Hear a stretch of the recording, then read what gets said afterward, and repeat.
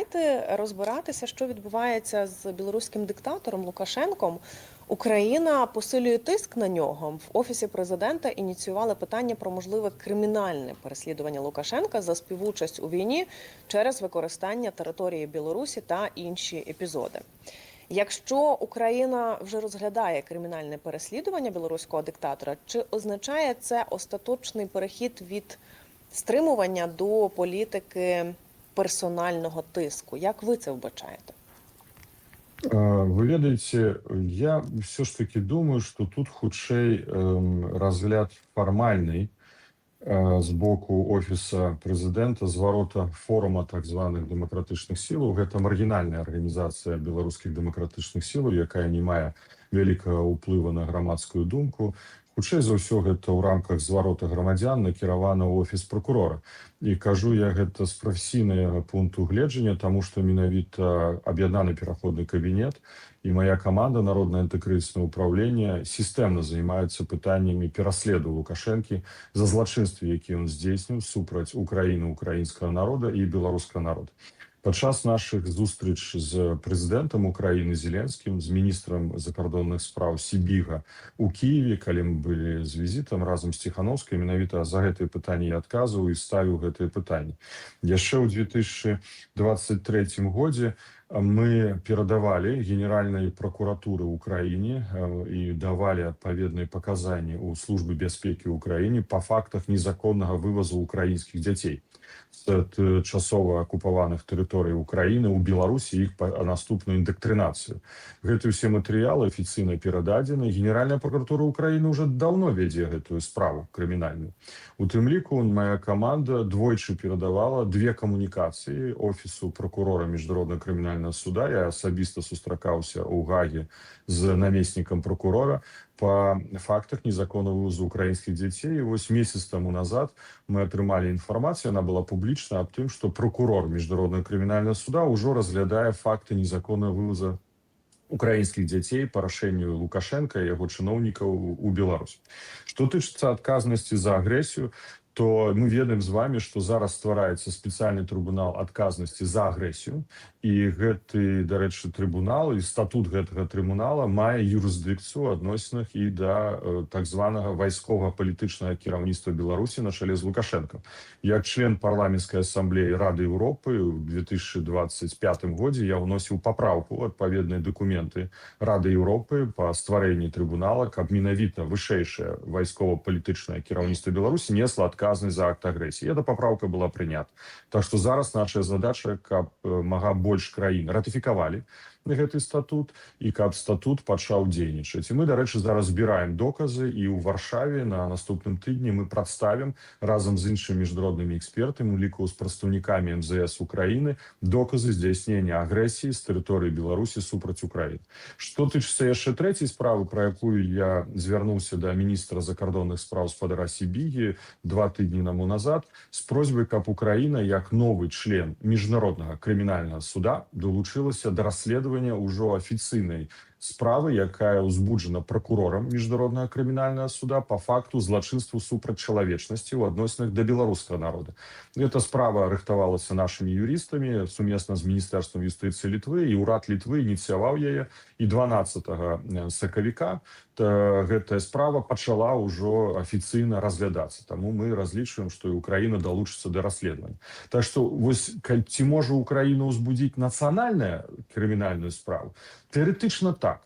Але з пункту гледжання юрыдычнай гэта мае мінімальны сэнс. З пункту гледжання палітычнай, магчыма, яшчэ чарговы сігнал Лукашэнку, што ён не пазбегне адказнасці. Дарэчы, ўжо міністр закардонных спраў Сібіга казаў некалькі тыдняў, месяц таму назад, што Лукашенко купіў сабе квіток у Гагу у сувязі са здзяйсненнем акта агрэсіі супраць Украіны і будзе несці за гэта адказнасць.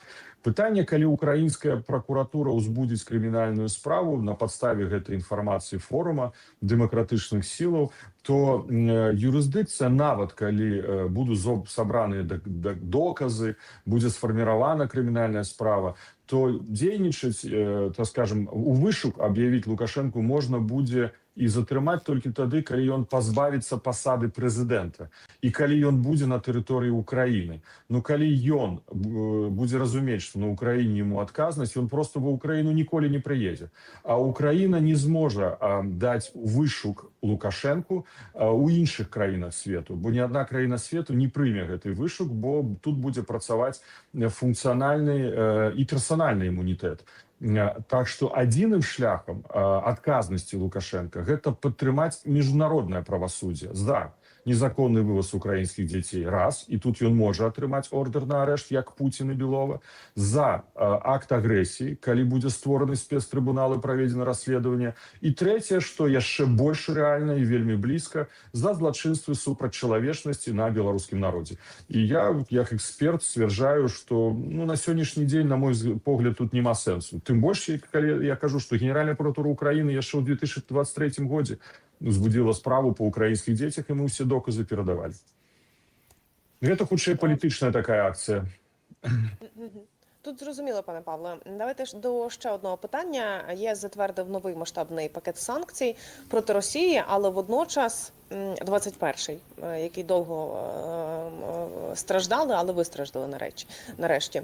Але водночас білоруський диктатор Лукашенко продовжує шукати канали для часткової нормалізації відносин із Заходом, і ми це спостерігаємо за останній час дуже активно.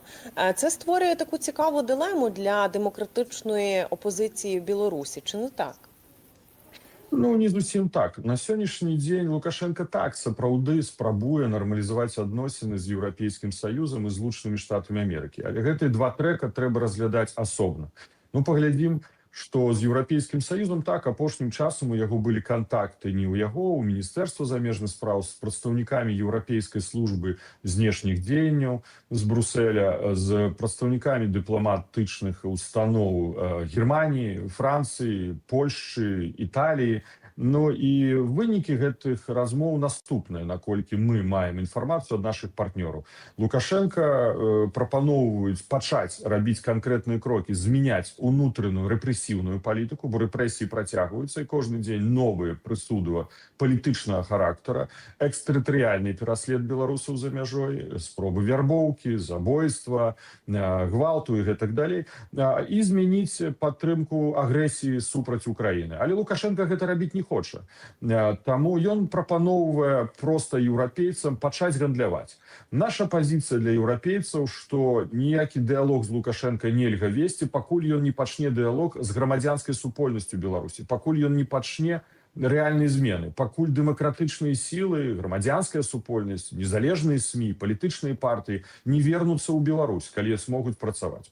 Што, дарэчы, Лукашенко і не мяняе палітыку адносін Еўрапейскага Саюза. Ну, паглядзіце, сёння, напрыклад, 21 мігрант атакавалі мяжу з Польшай. Да? Раней па 1000 чалавек за тыдзень мяжу з Латвіяй. Гэта гібридная агрэсія. Ну, Лукашенко, напрыклад, робіць жэст у адносінах да Польшы, кажа аб тым, што на тэрыторыі Польшы планавалася здзейсніць тэрарыстычны акт, забіць непаўнагадовых дзяцей адной беларускай актывісткі. Але робіць гэта прапагандыстка, не перадае праз каналы спецслужбаў, а выходзіць з публічнымі заявамі яго Міністэрства замежных спраў, на што Міністэрства закардонных спраў Польшы заявіла, што гэта дзіўна. Гэта выглядае як прапаганда, а не рэальная гатоўнасць дапамагаць. Тым больш, што ў гэтыя самыя дні, вось толькі за апошні тыдзень, у адносінах да чальцоў маёй каманды і маёй фракцыі ў Коордынацыйнай радзе 4 спробы вербоўкі з боку КГБ Беларусі. То есть, з аднаго боку, ён кажа, я вам буду дапамагаць у расследаванні злачынстваў на тэрыторыі Польшы, а з іншага боку, яго спецслужбы здзяйсняюць экстэрытарыяльныя злачынствы на тэрыторыі Польшы.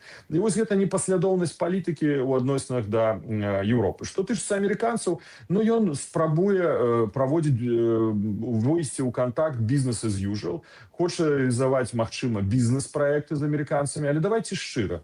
З мінулага года, са снежня 2025 года, з конца года, фактычна ніводны палітычна зняволены не быў вызвалены. Апошняя група, якая была дэпартавана ва ўкраіну, і дзякую Украіне, якая прыняла 150 палітзняволеных беларускіх, пазней яны былі перамешчаны ў Польшу і Літву.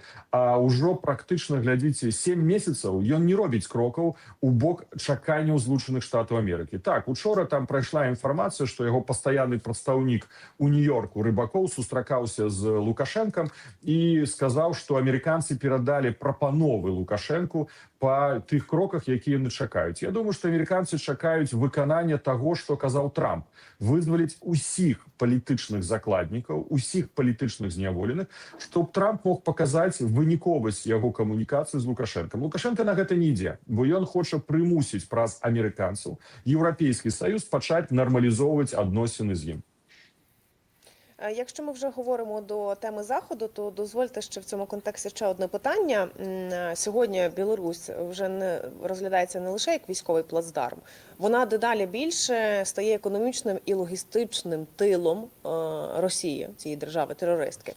Якщо військовий фактор зараз менш активний, чи не є головною загрозою те, що Мінськ перетворюється на головний механізм обходу санкцій для Російської Федерації? Ми вже мали прецеденти з зняття санкцій з білоруської авіакомпанії, з іншого. Чи достатньо це усвідомлює Захід? Як ви вважаєте?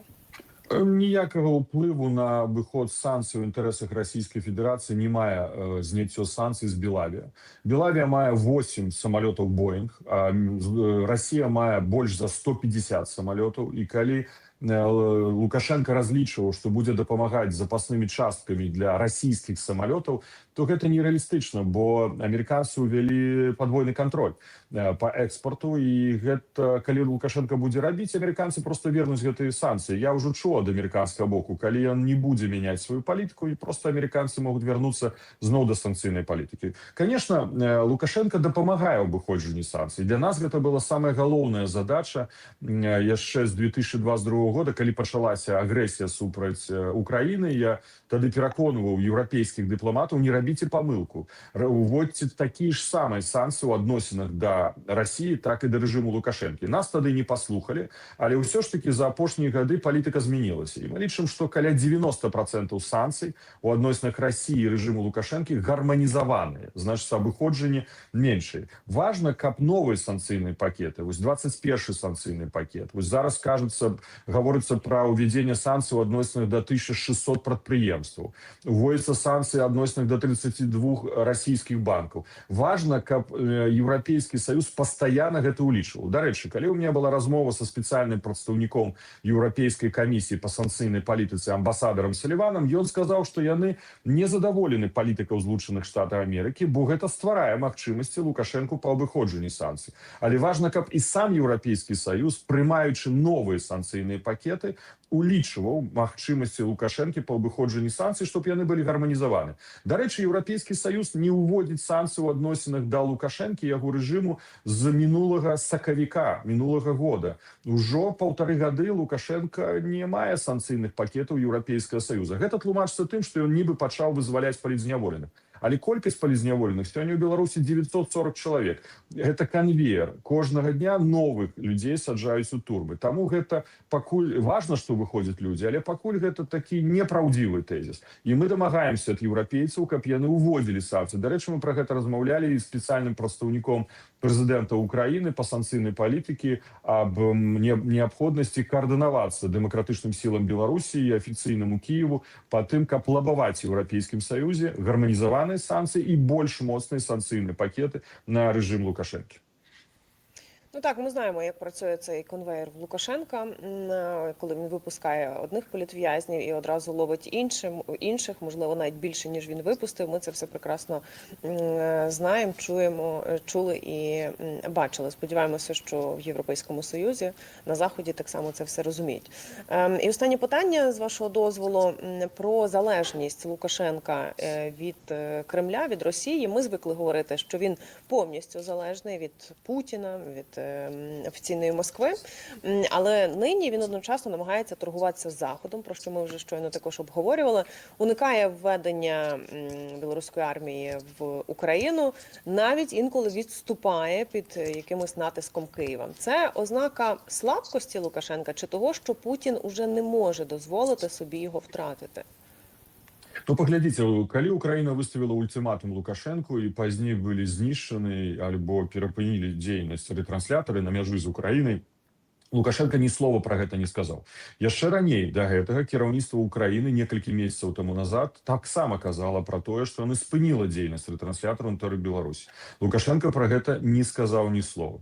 Учора міністр замежных спраў Сікорскі сказаў, што яны разглядаюць як рэальную пагрозу выкарыстання рэжыму Лукашэнкі ў агрэсіўных дзеяннях супраць Еўрапейскага Саюза і папярэдзіў, што Польша і НАТО дасць адпаведны адказ. Лукашенко павінен пра гэта ведаць. І Лукашенко зноў маўчыць яго МЗС. Гэта паказвае яго слабасць. Ён не ў стане адказваць ні на ультыматумы, ні на пагрозу ультыматума, які учора фактычна ці пазаўчора заявіў міністр замежных спраў Сікорскі. Зразумела, што ён будзе рабіць усё, каб не ўвайсці ў вайну, бо гэта не адпавядае яго асабістым інтарэсам. Гэта не значыць, што ён любіць Украіну, украінцаў. Гэта не адпавядае яго асабістым інтарэсам захавання ўлады ў Беларусі. Гэта можа быць триггером зменаў у Беларусі. Тым больш, што Украіна вельмі дакладна сказала Лукашенку: толькі паспрабуй, 500 цэляў на тэрыторыі Беларусі. Аб гэтым сказаў камандуючы беспілотнымі сістэмамі Украіны Мадзяр. І ён сказаў, што адной з галоўных цэляў будзе сам Лукашыску.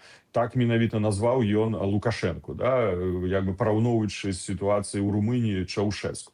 Так што у Лукашенка ёсць страх, у Лукашенка ёсць, з аднаго боку, залежнасць ад Расіі і неабходнасць выканання абавязацельстваў саюзнічскіх, а з іншага боку ёсць ультыматум Украіны, і з іншага боку фактычна ўжо прагучала і з боку НАТО у асобе Сікорскага, што адбудзецца, калі Лукашенко паспрабуе зрабіць агрэсіўныя дзеянні. Ён падпёрты з усіх бакоў. Але, конечно, цыплят па осені считают. Я лічу, што сёння ему удается выкручиваться, але паглядзім, што адбудзецца з мабілізацыяй на тэрыторыі Расійскай Федэрацыі. І тады, наколькі мы ведаем, Лукашенко папярэдне даваў згоду Пуціну, каб мабілізаваныя расійскія салдаты праходзілі навучанне на палігонах на тэрыторыі Беларусі. І гэта будзе таксама триггером, бо Украіна можа разглядаць гэта як рэальную пагрозу. У Расіі ёсць інструменты. Да гэтай пары не падпісана пагадненне пра газ. Таму Лукашенко на мінулым тыдні сказаў: трэба пераходзіць на брыкеты, на пілеты, а газ гэта будзе нашым нацыянальным стратэгічным запасам. Апошнім часам паявіліся праблемы з пастаўкай мяса і малака на расійскі рынок, што вельмі часта Россельхознадзор выкарыстоўвае супраць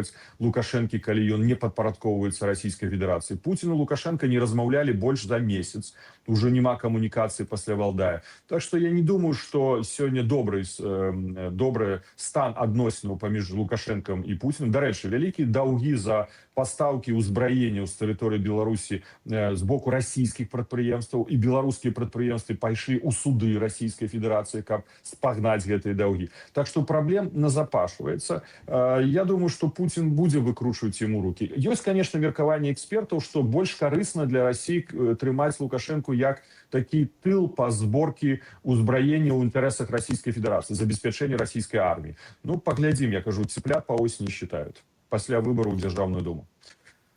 Ну так, подивимося. Пане Павло, я хочу вам зізнатися на сам кінець і хочу подякувати за те, що ви вмикаєтесь до нас в ефір і за те, що ви говорите білоруською мовою. Хочу зізнатися, що я завжди дуже чекаю нашого ефіру, тому що я просто обожнюю слухати білоруську мову, тому щиро дякую вам за це використання, за те, що ви говорите білоруською мовою. І я з нетерпінням буду чекати наступного нашого ефіру. Бережіть себе, традиційно кажу вам, і до зустрічі. Павло Латушко, дипломат, заступник керівника Об'єднаного перехідного кабінету Білорусі, керівник Народного антикризового управління, був з нами на прямому зв'язку.